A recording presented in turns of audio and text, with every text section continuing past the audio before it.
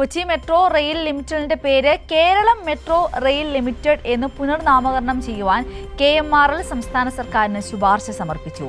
ഇതിനായി സംസ്ഥാന സർക്കാരിന്റെ നേതൃത്വത്തിലുള്ള തത്വത്തിലുള്ള അംഗീകാരം തേടി KMRL MD ലോക്നാഥ് ബെഹ്റയാണ് സർക്കാരിന് ശുപാർശ സമർപ്പിച്ചിരിക്കുന്നത്.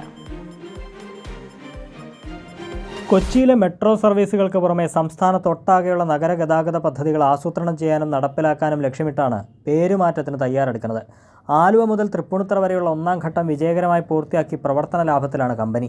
കലൂർ JLN സ്റ്റേഡിയം മുതൽ സ്മാർട്ട് സിറ്റി വരെയുള്ള രണ്ടാം ഘട്ടം 1 വർഷത്തിനകം പൂർത്തിയാകും. ഇതിനു പുറമെ Kochi water metro, electric mobility പദ്ധതികൾ തുടങ്ങിയവയും KMRL ഏറ്റെടുത്ത് നടത്തുന്നുണ്ട്. തിരുവനന്തപുരം, കോഴിക്കോട് മെട്രോ പദ്ധതികളുടെ ചുമതലയും KMRLനാണ്. ഈ സാഹചര്യത്തിലാണ് നഗര കേന്ദ്രീകൃതമായ പേര് കമ്പനിയുടെ നിലവിലെയും ഭാവിയിലെയും വിപുലമായ പ്രവർത്തന മേഖലയ്ക്ക് അനുയോജ്യമല്ലാത്തതിനാൽ കേരളം മെട്രോ റെയിൽ എന്ന പുതിയ പേര് നിർദ്ദേശിച്ചിരിക്കുന്നതെന്ന് KMRL MD ലോക്നാഥ് ബെഹ്റ പറഞ്ഞു. കൂടാതെ മറ്റ് സംസ്ഥാനങ്ങളിലെ മാതൃകയും കണക്കിലെടുത്താണ് പേരുമാറ്റം.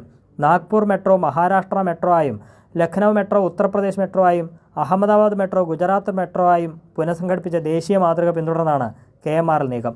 പേരുമാറ്റത്തിന് സംസ്ഥാന സർക്കാരിൻ്റെ അനുമതിയാണ് ആദ്യം ലഭിക്കേണ്ടത്. അനുമതി ലഭിച്ചാൽ മറ്റ് നടപടികളിലേക്ക് കടക്കും.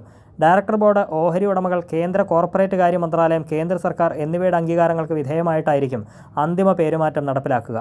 പേരുമാറ്റം KMRL കമ്പനിയുടെ നിലവിലെ സ്വത്തുക്കൾ, ബാധ്യതകൾ, കരാറുകൾ, ജീവനക്കാർ, നിയമപരമായ നിലനിൽപ്പ് എന്നിവയെ ബാധിക്കില്ലെന്നും കമ്പനിയുടെ സ്വന്തം ബജറ്റിൽ നിന്ന് തുക വിനിയോഗിച്ചായിരിക്കും ബ്രാൻഡിങ്ങും മാറ്റങ്ങളും നടപ്പാക്കുകയെന്നും MD വ്യക്തമാക്കി.